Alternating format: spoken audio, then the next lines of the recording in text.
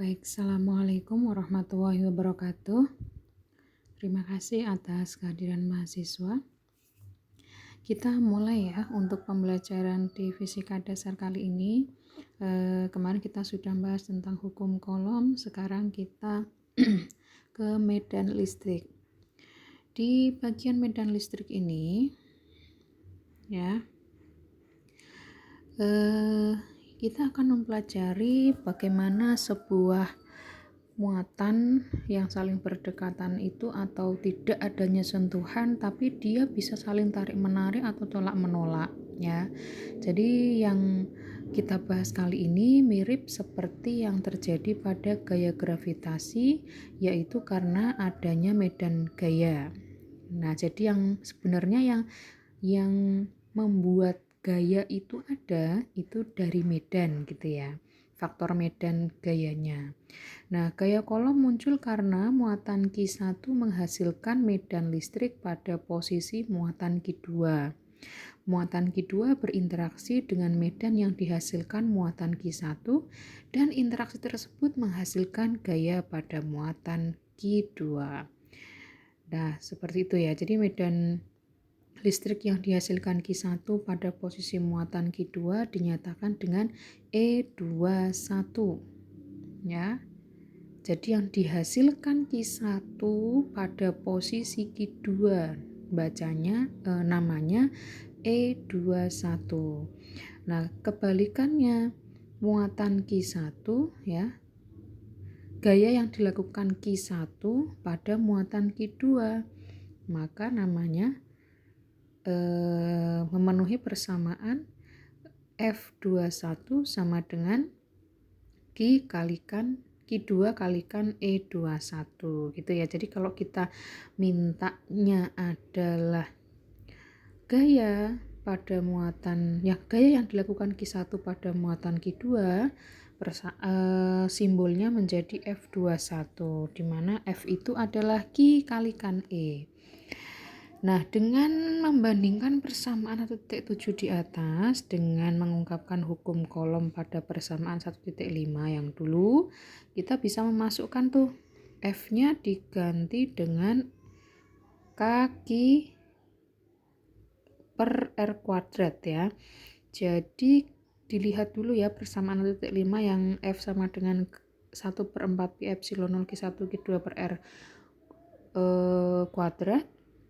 Kemudian dihubungkan dengan F itu sama dengan Q kalikan E21 gitu ya. Nah, jika dinyatakan dalam skalar, setelah dicorek-corek antar Q-nya diperolehlah persamaan 1.9 ini ya, yang di sini. Jadi bisa kita gambarkan yang pakai F sama dengan 1/4 pi epsilon 0 kali Q1 kali Q2. Nah, F-nya ini yang diganti menjadi Q kalikan E, Q2 kalikan E21.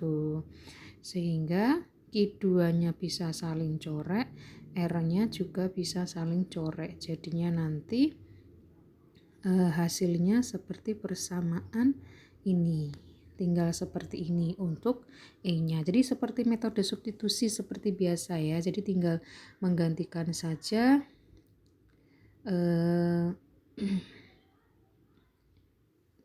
F-nya dengan Q kalikan E. Nah, kita lanjut di sini. Jika kita menggunakan sebuah kurva ya, hubungan antara E dengan R, di situ kan ada E sama R. Di sini nih pada bagian ini itu komponennya yang bisa kita rubah itu ada E, ada R, dan ada Q muatan. Karena muatan itu adalah dengan Q adalah sebanding, tapi E dengan R itu dia yang bisa kita jadikan. Jadi kayak gini loh, seberapa pengaruhnya sih jarak dengan medan gitu ya.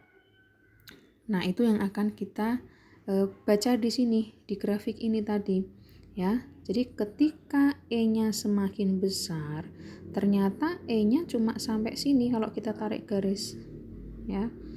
Jadi R-nya kecil tapi E-nya besar.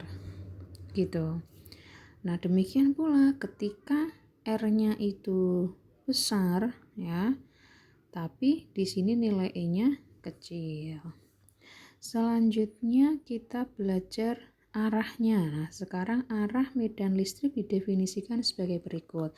Nah, gambar dari medan itu ada dua seperti ini ya.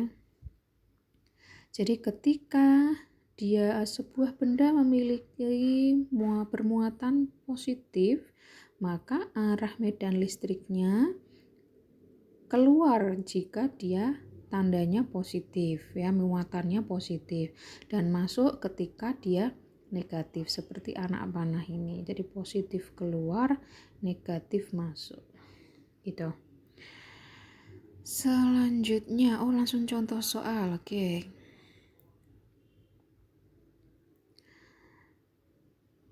Baik, kita langsung ke contoh soal ya.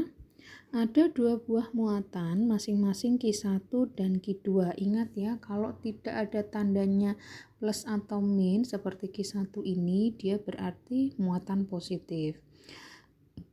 Kedua muatan tersebut dipisahkan oleh jarak R-nya 80 cm.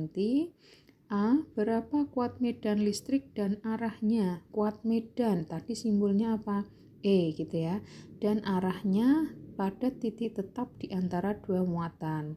Yang B, di manakah posisi yang memiliki medan 0?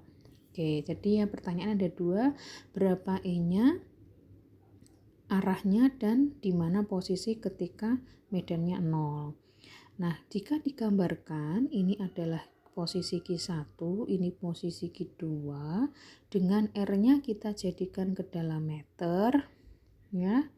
Kemudian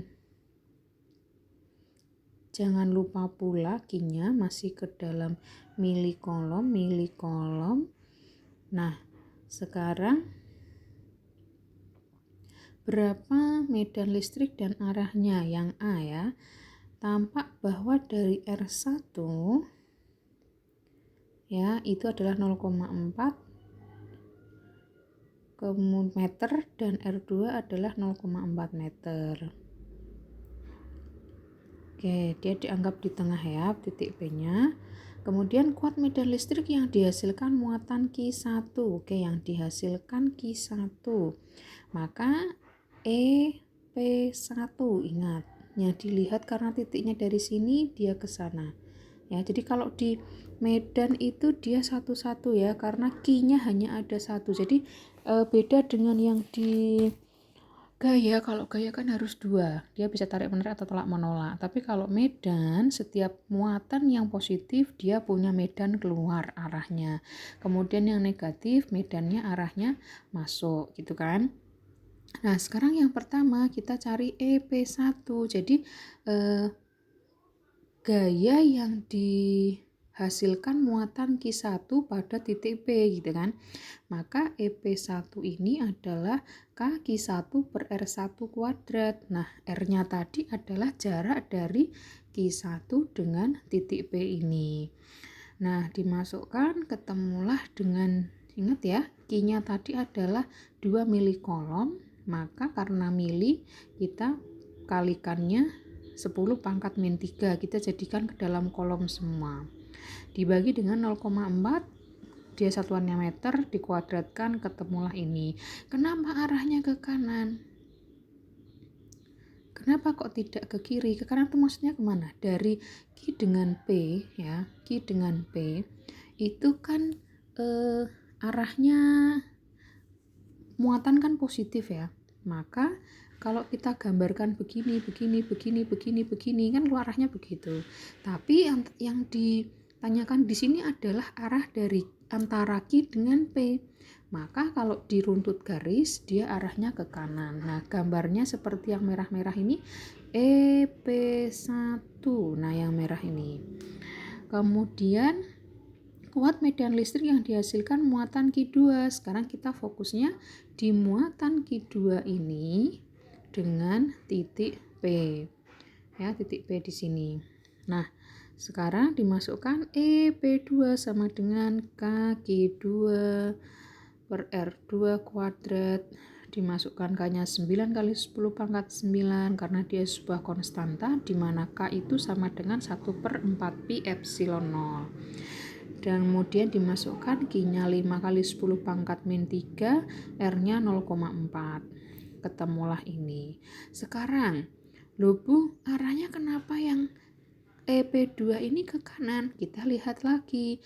Q2 tadi muatannya apa? Oh, muatan negatif, ya kan? Muatan negatif arahnya kemana? Masuk, ya kan? Masuk, tapi dia terhadap apa tadi? EP2 antara Q2 dengan P. Apakah arahnya menuju ke P? Kan tidak kan? Dari P menuju ke Q2, jadi arahnya masuk sehingga arahnya ke kanan. Gitu.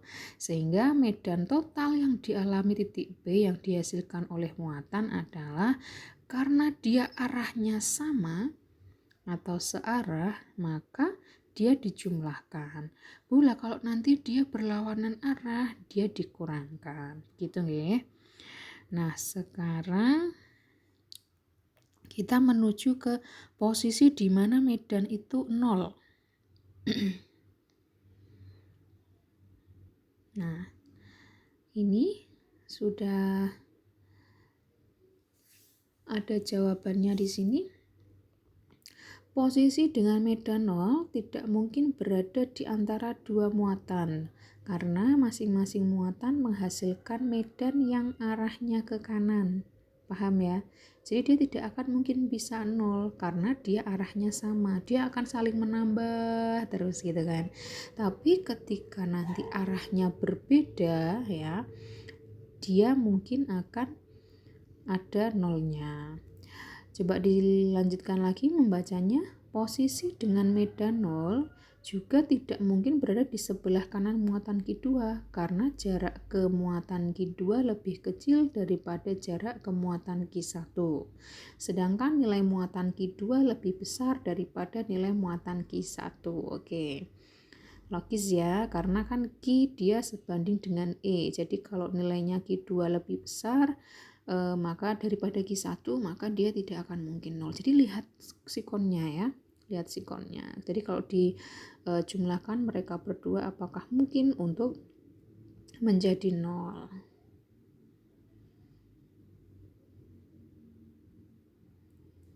Posisi yang mungkin memiliki medan 0 adalah di sebelah kiri muatan Q1.